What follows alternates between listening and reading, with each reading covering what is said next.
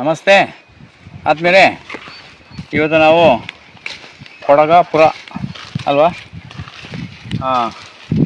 ಗುಂಡ್ಲುಪೇಟೆ ತಾಲೂಕು ಬೇಗೂರು ಪಕ್ಕ ಸೋಮಹಳ್ಳಿಯಿಂದ ಬರ್ತಲ್ಲ, ಅಲ್ಲಿರೋ ತೋಟದಲ್ಲಿ ಈಗ ನಾವು 2ನೇ ದಿನದ ಕೆಲಸವನ್ನು ಮಾಡಿದ್ದೇವೆ. ಇಲ್ಲೀಗ RRಡಿಗೆ ಎಲ್ಲ ಲೈನ್ ಮಾಡ್ಕೊಂಡಿದ್ದೇವೆ.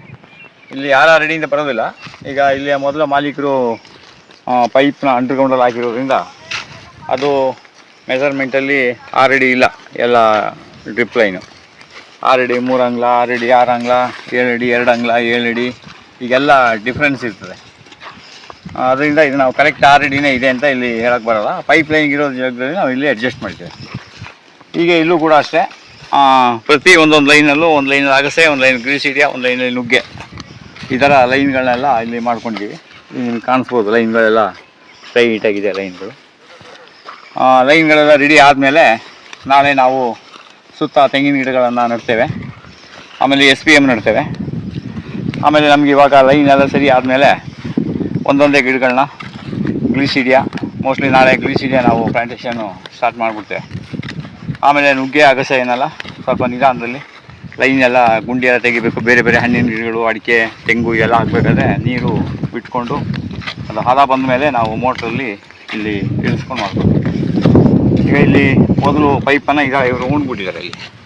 ಇಲ್ಲಿ ಉಣ್ಗಿದ್ದಾರೆ. ಇಲ್ಲಿ ಅವ್ರು ತೆಗಿಯೋಕ್ಕೆ ಮಾಡಲಿಲ್ಲ. 6 ಅಡಿ ಇದೆ ಅಂತ ಹೇಳಿದರು. ಒಂದೊಂದರಿಂದ 3 ಅಡಿಗೆ ಒಂದೊಂದು ಲ್ಯಾಟ್ರನ್ ಹಾಕಿದ್ದೀವಿ ಅಂತ. ಇಲ್ಲಿ ನೋಡಿದ್ರೆ ನಾವು ಟೇಪ್ ತಗೊಂಡು ಅಳೆದು ನೋಡಿದಾಗೆಲ್ಲ 6 ಅಡಿ 6.5 6.75 ಈ ಥರ ಎಲ್ಲ ಡಿಫ್ರೆನ್ಸ್ ಬರ್ತಾಯಿದೆ. ಹೀಗೆ ನಿಮಗೆ ಕಾಣ್ಬೋದು ಎಲ್ಲ ಸಾಲಾಗಿ ಇಲ್ಲಿ ತಗೊಂಡಿದ್ದೀವಿ. ಎಲ್ಲ ಫುಲ್ ಸಾಲಾಗಿ ಇದೆಲ್ಲ ಪಕ್ಕದಲ್ಲೆಲ್ಲ ಸೋಲಾರ್ನವರೆಲ್ಲ ಪರ್ಚೇಸ್ ಮಾಡಿಬಿಟ್ಟಿದ್ದಾರೆ. ಮುಂದಿನ ದಿನಗಳಲ್ಲಿ ನೀವೆಲ್ಲರೂ ಭಾಳ ಹುಷಾರಾಗಿ ಯೋಚನೆ ಮಾಡಬೇಕು. ಪ್ರತಿಯೊಬ್ಬರು ಜಮೀನನ್ನು ಇಟ್ಕೊಳ್ಳಿ. ಏನೋ ಒಂದೊಂದು ಕಾಲದಲ್ಲಿ ಜಮೀನು ಕೊಟ್ಬಿಟ್ಟಿದ್ರೆ ಪೂರ್ವಿಕರು ಅದನ್ನು ವಾಪಸ್ ತಗೊಳ್ಳೋದು ಭಾರಿ ಕಷ್ಟ. ದಿನದಿಂದ ದಿನಕ್ಕೆ ಜಮೀನಿನ ಬೆಲೆ ಗಗನಕ್ಕೆ ಹೋಗ್ತಾ ಇದೆ. ಇವತ್ತು ನೋಡಿ ಜಮೀನು ನಾಳೆಗೆ ಇನ್ನೊಂದು ರೇಟ್ ಆಗಿ ಹೋಗ್ತಾ ಇದೆ. ಜಮೀನನ್ನ ಯಾರು ಕಳ್ಕೊಳ್ಬೇಡಿ. ಎಲ್ಲ ನಾವು ಬಹುರಾಷ್ಟ್ರ ಕಂಪ್ನಿಯವರಿಗೆ ಅಂತ ಹೇಳಿ ನಾವು ಎಲ್ಲ ಕೊಟ್ಬಿಟ್ಟು ನಾವು ಬರಿಗೈಲಿ ಆಗಿಬಿಟ್ರೆ ಭಾರಿ ಕಷ್ಟ. ಅದಕ್ಕೆ ಭೂಮಿಯನ್ನು ಯಾವಾಗಲೂ ನೀವು ಸುರಕ್ಷಿತವಾಗಿ ಇಟ್ಕೊಳ್ಬೇಕು. ಈಗ ಸಂಜೆ ಸಮಯ, ಇನ್ನೇನು ಕೆಲಸ ಬಿಡೋ ಟೈಮು. ನಾವೆಲ್ಲ ಸೆಟ್ ಮಾಡಿ ಹೋಗ್ಬೇಕಾದ್ರೆ ತುಂಬ ಇದಾಗ್ತದೆ. ಎಲ್ಲರೂ ಅವ್ರವ್ರ ಕೆಲಸಗಳನ್ನು ಅವ್ರವರು ಮಾಡ್ತಾಯಿದ್ದಾರೆ. ಹೀಗೆ ಈ ಲೈನು ನೋಡಿ, ಈಗ ಅದರ ಟೈಟಾಗಿ ಕಾಣ್ತದೆ ನಿಮಗೆ ಯಾವ ಥರ. ಎಲ್ಲ ಹಗ್ಗ ಹಿಡಿದು ಹಗ್ಗ ಕಟ್ಟಿ ಹಗ್ಗದಲ್ಲಿ ಅದೇ ಥರ ಕೊತ್ತಲ್ಲಿ ಕ್ಲೀನಾಗಿ ಈ ಥರ ಲೈನ್ ಮಾಡಬೇಕು. ಈ ಥರ ಲೈನ್ ಮಾಡಬೇಕು. ಯಾವತ್ತೂ ನಾವು ಕೆಲಸವನ್ನು ಆರಂಭದಲ್ಲಿ ಭಾಳ ಕ್ಲೀನಾಗಿ ನೀಟಾಗಿ ಮಾಡ್ಕೊಂಬಿಟ್ರೆ ಮುಂದೆ ಕೆಲಸಗಳು ನಮಗೆ ತುಂಬ ಶ್ರಮ ಇರೋಲ್ಲ. ಲೈನ್ ಮಾಡೋದು, ಸ್ಕೆಚ್ ಹಾಕೋದು, ಅದೆಲ್ಲ ಪ್ಲ್ಯಾನ್ ಮಾಡೋದು, ಅದೆಲ್ಲ ನಾವು ಒಂದು ವ್ಯವಸ್ಥಿತವಾಗಿ ಮಾಡ್ಕೋಬೇಕು. ಹೀಗೆ ಇಲ್ಲಿ ನಾವು ರೋಡ್ ಮಧ್ಯದಲ್ಲಿ ಒಂದು 20 ಅಡಿ ತೆಂಗಿನ ಗಿಡ ಹಾಕಲಿಕ್ಕೆ ಅಂತ ಜಾಗ ಬಿಟ್ಕೊಂಡಿದ್ದೇವೆ. ಈ 20 ಅಡಿ ಜಾಗದಲ್ಲಿ ನಮಗೆ ಎಡ ಬಾಲಕ್ಕೆ ಅಲ್ಲಿ ತೆಂಗು ಮತ್ತು ಬಾರ್ಡ್ರಲ್ಲೆಲ್ಲ ತೆಂಗು ಬರುತ್ತೆ. ಅಲ್ಲಿ ಆ ಕಡೆ ಸೈಡ್ನಲ್ಲಿ ಕರೆಂಟ್ ಕಂಬ ಇರೋದ್ರಿಂದ ಬಾರ್ಡ್ರಲ್ಲಿ ನಾವು 15 ಅಡಿಗೆ ಹಾಕಬೇಕು. ಅದನ್ನು 20 ಅಡಿಗೆ ಹಾಕ್ತಾಯಿದ್ದೇವೆ. ಸಾಲಿನಿಂದ ಗಿಡದಿಂದ ಗಿಡಕ್ಕೆ 15 ಬರುತ್ತೆ. ಬೇಲಿಯಿಂದ ಒಂದು 20 ಅಡಿ ಒಳಗಡೆ ಮಾಡ್ತೇವೆ. ಈಗ ಇದೊಂದು ರೋಡು, ಮಧ್ಯದ ರೋಡು, ಎಲ್ಲ ಸ್ವಲ್ಪ ಕಚಲೆಲ್ಲ ಕ್ಲೀನ್ ಮಾಡಿ ಈ ಥರ ಇದು ಮಾಡಿದ್ದಾರೆ. ಇದು ಪಶ್ಚಿಮಕ್ಕೆ, ಸೂರ್ಯ ಮುಳುಗ್ತಾ ಇರೋ ಜಾಗ ಪಶ್ಚಿಮ, ಇದು ಈ ಕಡೆ ಪೂರ್ವ. ಇದು ಮಧ್ಯದಲ್ಲಿ ಒಂದು ರೋಡು. ಇದರಲ್ಲಿ ಎಡ ಬಾಲದಲ್ಲಿ ನಮಗೆ ಒಂದು 20 ಅಡಿಯಲ್ಲಿ ತೆಂಗಿನ ಗಿಡ ಇಲ್ಲಿ ಬರುತ್ತೆ. ಹೀಗೆ ಇದನ್ನು ಇಲ್ಲಿ ಇವತ್ತು 2ನೇ ದಿನದ ಕೆಲಸವನ್ನು ನಾವು ಇಲ್ಲಿ ಮಾಡ್ತಾಯಿದ್ದೇವೆ. ಇದು ಭಾಳ ಚೆನ್ನಾಗಿ ಒಂದು ವ್ಯವಸ್ಥಿತವಾಗಿ ಪ್ಲ್ಯಾನ್ ಆಗಿ ಬರ್ತದೆ. ಇಲ್ಲಿ ಕೂಡ ಅಷ್ಟೇ ABCD ಅಂದ್ಬಿಟ್ಟು 4 ಬ್ಲಾಕನ್ನು ನಾವು ಇಲ್ಲಿ ಮಾಡ್ಕೊಂಡಿದ್ದೇವೆ. ಅದರಲ್ಲಿ ಬೇರೆ ಬೇರೆ ಹಣ್ಣಿನ ಗಿಡಗಳು, ತೆಂಗು, ಅಡಿಕೆ.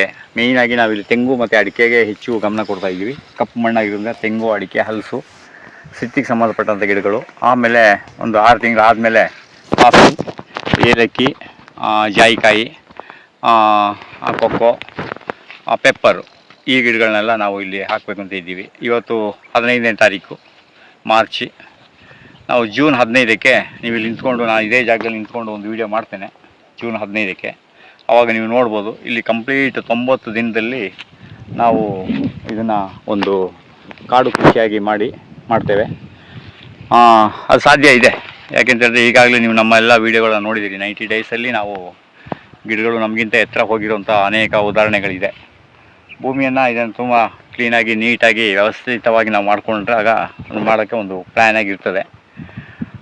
ಈ ರೀತಿ ನಾವು ಮಾಡ್ಕೊಳ್ಳೋದೇ ಒಂದು ಕೃಷಿಯಲ್ಲಿ ಒಂದು ವ್ಯವಸ್ಥೆ. ನಾಳೆಗೆ ಒಂದು ಚಿಕ್ಕ ಮಗುನೂ ಕೂಡ ತೋಟವನ್ನು ಕ್ಲೀನಾಗಿ ಹ್ಯಾಂಡಲ್ ಮಾಡಬೇಕು. ಆ ರೀತಿ ನಾವು ತೋಟದಲ್ಲಿ ಡ್ರಿಪ್ ಲೈನ್ ಆಗಲಿ, ಗೇಟ್ ವಾಲ್ಗಳಾಗಲಿ ಎಲ್ಲ ವ್ಯವಸ್ಥೆ ಮಾಡ್ಕೊಳ್ತಾ ಇದ್ದೇವೆ. ನೀವೆಲ್ಲರೂ ಇದನ್ನು ಮಾಡಿ, ತುಂಬ ಮಾಡೋದು ನಿಮಗೂ ಒಳ್ಳೆಯದು, ಪರಿಸರಕ್ಕೂ ಒಳ್ಳೆಯದು. ಇವಾಗ ಕಾರ್ಬನ್ ಕ್ರೆಡಿಟನ್ನು ಕಂಪ್ನಿಗಳು ತಗೊಳ್ಬೇಕು ಅಂತ ಹೇಳಿದ್ರೆ, ನಾವೀಗ ನೋಡಿ ಇಲ್ಲಿ 2-3 ಎಕರೆ ಜಾಗದಲ್ಲಿ ಇಲ್ಲಿ ಏನು ನಾವು ಫರ್ಟಿಲೈಸರ್ ಬಳಸಲ್ಲ, ಕೆಮಿಕಲ್ ಬಳಸಲ್ಲ, ಏನೂ ಬಳಸಲ್ಲ. ಇಲ್ಲಿ ಎಲ್ಲ ನಾವು ಒಂದು 35,000-40 ಸಾವಿರದಷ್ಟು ಗಿಡ ಬರುತ್ತೆ. ಇಲ್ಲಿ ಆ 40,000 ಗಿಡವು ನಮ್ಮ ಕಾರ್ಬನ್ ಕ್ರೆಡಿಟು ಯಾರಿಗೆ ಬರಬೇಕು? ಮಾಲೀಕರಿಗೆ ಬರಬೇಕು. ಯಾರ್ಯಾರೋ ಕಂಪ್ನಿಯವ್ರು ತಗೊಂಡು ತಿನ್ನೋ ಬದಲು ಇನ್ನು ಮುಂದೆ ಸರ್ಕಾರನೂ ಕೂಡ ಅಷ್ಟೇ, ಯಾರು ಕೆಮಿಕಲು, ಮಿನರಲು, ಫರ್ಟಿಲೈಸರ್ ಬಳಸ್ತೇನೆ ಯಾರು ಕೃಷಿ ಮಾಡ್ತಾರೋ ಅಂಥವ್ರನ್ನ ಗುರುತಿಸಿ ಅವರೇ ಬಂದು ನೋಡಲಿ, ಗುರುತಿಸಿ ಅವ್ರಿಗೆ ಅದನ್ನು ನೇರವಾದ ಒಂದು ಸಬ್ಸಿಡಿಯನ್ನಾಗಲಿ. ಈಗ ಎಷ್ಟೋ ಜನ ಕೀಟನಾಶಕ, ಕಳೆನಾಶಕ, ರಸಗೊಬ್ಬರವನ್ನು ಬಳಸೋದಿಲ್ಲ. ಆ ರಸಗೊಬ್ಬರಕ್ಕೆ ಸರ್ಕಾರ ಎಷ್ಟೋ ಸಬ್ಸಿಡಿ ಕೊಡ್ತಾ ಇದೆ ದೊಡ್ಡ ದೊಡ್ಡ ಕಂಪ್ನಿಗಳಿಗೆ. ಯಾರು ಬಳಸ್ತಾ ಇಲ್ಲ, ಅವರಿಗೆ ಅದರ ಸಬ್ಸಿಡಿ ಹಣವನ್ನು ಕೊಡೋನಾಗ ಆಗಬೇಕು. ಮತ್ತು ಆಮೇಲೆ ಕಾರ್ಬನ್ ಕ್ರೆಡಿಟ್ದು ಲಾಭ ನೇರವಾಗಿ ರೈತರಿಗೆ ಬರಬೇಕೇ ವಿನಃ ಇದರಲ್ಲಿ ಯಾವುದೇ ಒಂದು ಪಕ್ಷ ಭೇದ ಮಾಡೋಕ್ಕೆ ಹೋಗಬಾರ್ದು. ಆಮೇಲೆ ನಿಮ್ಮ ಜೊತೆಯಲ್ಲಿ ಕೆಲವು ವಿಚಾರಗಳನ್ನು ಮಾತಾಡ್ತಾ ನಮ್ಮ ಪ್ರಸ್ತುತ ಸಮಸ್ಯೆಗಳ ಬಗ್ಗೆಯೂ ನಾವು ಆಗಾಗ ಹೇಳ್ತಾ ಇರಬೇಕಾಗ್ತದೆ. ಯುದ್ಧ ಯಾರಿಗೂ ಒಳ್ಳೆಯದಲ್ಲ. ನೋಡಿ, ಎಲ್ಲೋ ಒಂದು ಕಡೆ ಯುದ್ಧ ನಡೆದಾಗ ಇಲ್ಲಿ ನಿಮ್ಮ ಅಡುಗೆ ಮನೆ ಒಳಗಡೆ ಆ ಸಮಸ್ಯೆ ಕಾಣಿಸ್ತದೆ. ಅದು ನಿಮಗೆಲ್ಲರಿಗೂ ಅರ್ಥ ಆಗುತ್ತೆ. ಇದು ನಮ್ಮ ದೇಶದ ಪರಿಸ್ಥಿತಿ ಅಂತಲ್ಲ, ಇಡೀ ವಿಶ್ವ ಏನಾಗ್ಬಿಟ್ಟಿದೆ ಅಂತ ಹೇಳಿದ್ರೆ, ಇವತ್ತು ನಾವೆಲ್ಲರೂ ಬೆರಳು ತುದಿಯಲ್ಲಿ ನಾವು ಜಗತ್ತನ್ನು ನೋಡ್ತೇವೆ ಅಂತ ಹೇಳ್ತಾರೆ. ಆ ಬೆರಳು ತುದಿಯ ಜಗತ್ತಲ್ಲಿ ಏನಾದರೂ ಒಂದು ಸಮಸ್ಯೆ ಆದರೆ ನಾವೆಲ್ಲರೂ ವಾಪಸ್ ಬರಲೇಬೇಕು. ಈಗ ಇತ್ತೀಚೆಗೆ ಈಗ ಒಂದು 2-3 ದಿನದಲ್ಲಿ ಎಲ್ಲರೂ ಸೌದೆ ಒಲೆ ಕಡೆಗೆ ಗಮನ ಕೊಡ್ತಾ ಇದ್ದಾರೆ. ಸೌದೆ ಒಲೆ ಒಂದು ತಿಳ್ಕೊಳ್ಳಿ. ಅದಕ್ಕೆ ನಾನು ತುಂಬ ಸಾರಿ ಹೇಳ್ತೀನಿ, technology is not perfect, do not comfortable ಅಂತೇಳಿ. ಯಾವುದೇ ತಂತ್ರಜ್ಞಾನ ಒಂದು ಮುಂದುವರೆದ್ರೆ ಅದು ಯಾವುದೂ ಪರ್ಮನೆಂಟ್ ಅಲ್ಲ. ನಮ್ಮ ಪೂರ್ವಿಕರು ಮಾಡಿದ್ದೇ ಪರ್ಮನೆಂಟು. ಒತ್ತಿ ಹೇಳ್ತೀನಿ ಕೇಳಿ, ನಾವೆಲ್ಲರೂ ವಾಪಸ್ ಬರಲೇಬೇಕು. ಮಣ್ಣಿನ ಮಡಿಕೆನ ಅಡುಗೆ ಬಳಸಲೇಬೇಕು. ನಿಮ್ಮ ಮನೆಗೆ ತೊಪ್ಪೆ ನೆಲ ಸಾರಿಸಲೇಬೇಕು. ಸೌದೆ ಒಲೆಯಲ್ಲಿ ಅಡುಗೆ ಮಾಡಬೇಕು. ಬಂಡಿಯಲ್ಲಿ, ಸೈಕಲಲ್ಲಿ ತಿರುಣಿಬೇಕು. ನಾವು ಎತ್ತಿನ ಗಾಡಿಯಲ್ಲಿ ಓಡಾಡಬೇಕು. ಕುದುರೆ ಮೇಲೆ ಓಡಾಡಬೇಕು. ಜಡಗ ಗಾಡಿಯಲ್ಲಿ ಓಡಾಡಬೇಕು. ಸೈಕಲಲ್ಲಿ ಪ್ರಯಾಣ ಮಾಡಬೇಕು. ಆಮೇಲೆ ನಮ್ಮ ಎಲ್ಲ ಮಕ್ಕಳನ್ನ ಸರ್ಕಾರಿ ಶಾಲೆಯಲ್ಲೇ ಓದಿಸ್ಬೇಕು.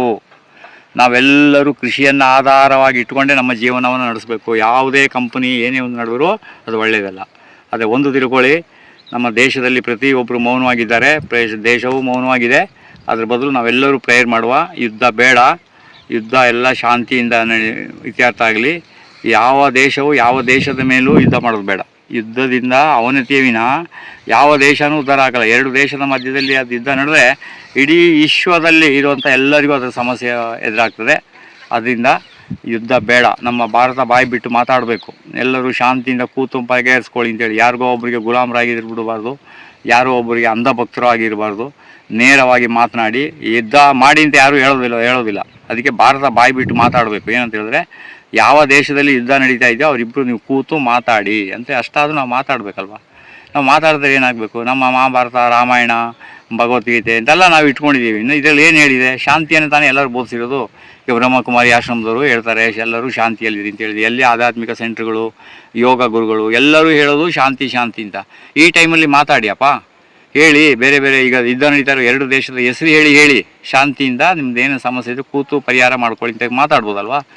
ಮಾತಾಡದೇ ಇದ್ದರೆ ಮುಂದೆ ನಮ್ಮ ಬುಡಕ್ಕೆ ಬಂದುಬಿಟ್ಟಿದೆ, ಇನ್ನೇನು ಹೇಳೋದೇನಿಲ್ಲ. ಎಲ್ಲರೂ ನಾವು ವಾಪಸ್ ಬರಲೇಬೇಕು. ಅದು ಒಂದು ದಿನ ಆಗೇ ಆಗ್ತದೆ. ಅದು ಕಾಲ ಹತ್ತಿರ ಬಂದಿದೆ.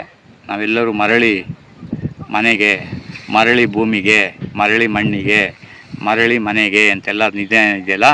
ಅದರಿಂದ ಅದು ಯಾರೋ ಒಬ್ಬರು ಹೇಳ್ತಾರಲ್ಲ, ಕೊನೆ ಬಸ್ಸು ಲೇಟ್ ಆಗಿದೆ, ಬೇಗ ಮನೆ ಹತ್ತು ಅಂತ ಹೇಳ್ತಾರಲ್ಲ. ಹಾಗೆ ಹುಟ್ಟಿದ ಊರನ್ನು ಬಿಟ್ಟು ಹೋದ ಮೇಲೆ ಇನ್ನೇನು ಬಿಡುವುದು ಬಾಕಿ ಇದೆ ಅಂತ ಒಂದು ಹಾಡಿದೆಯಲ್ವಾ.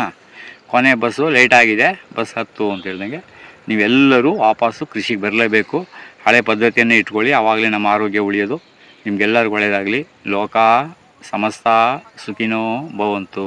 ಯುದ್ಧ ನಿಲ್ಲಿ, ಎಲ್ಲರೂ ಶಾಂತಿಯಿಂದ ನೆಲೆಸೋ ಥರ ಬದುಕೋ ಥರ ಆಗಲಿ. ನಮಸ್ತೆ.